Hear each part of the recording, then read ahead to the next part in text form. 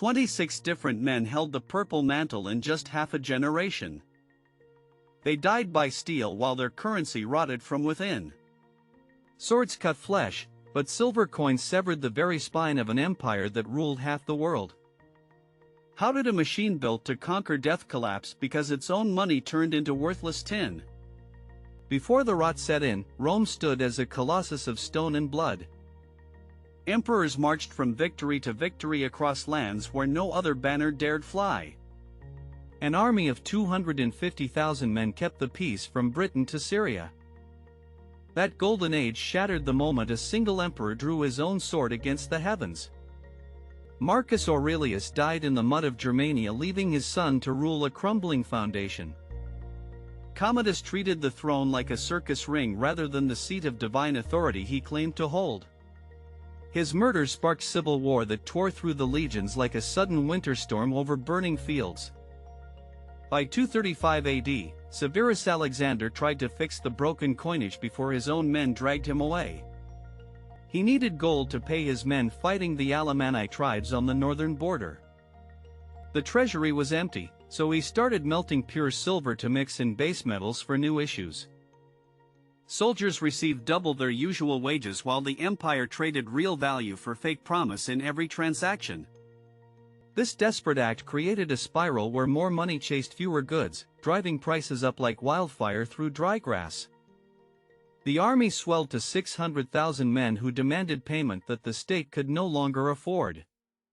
Inflation ate through their pay so fast they spent their wages before the day was truly done.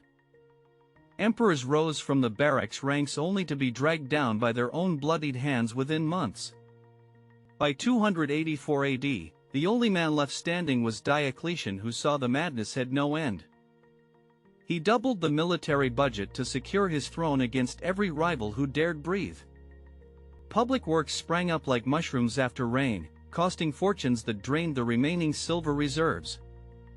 The empire spent more than it made, printing coins from thin air to cover the gaping holes in the treasury. Every new denarius was worth less than the last, turning the currency of an empire into cheap lead in people's hands.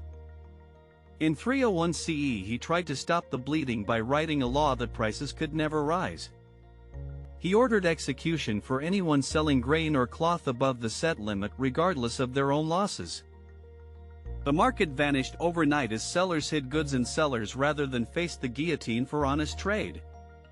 The edict failed so completely that black markets flourished while the official price tags rotted on crumbling walls. Compare this ancient collapse to the modern illusion that a government can simply print its way out of debt. The army was both the patient suffering from sickness and the doctor prescribing poison to cure it. They needed gold for Germanic warriors, so they stole the value from their own citizens who paid the ultimate price. The crisis was not just temporary pain, it rewrote the DNA of society that would never recover its former glory. Diocletian stepped down to retire while the economic rot continued to spread like a slow-moving disease. Succession struggles returned as generals fought for control over a hollowed-out treasury and starving populace. The western half began to bleed money until nothing remained but dust and broken promises for its people.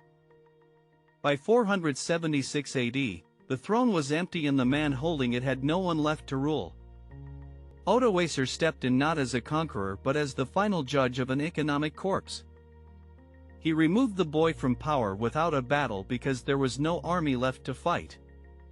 The end came not from the sword but from the silence where trade once roared and gold flowed freely. A system built on silver had finally broken under the weight of its own greed and desperation.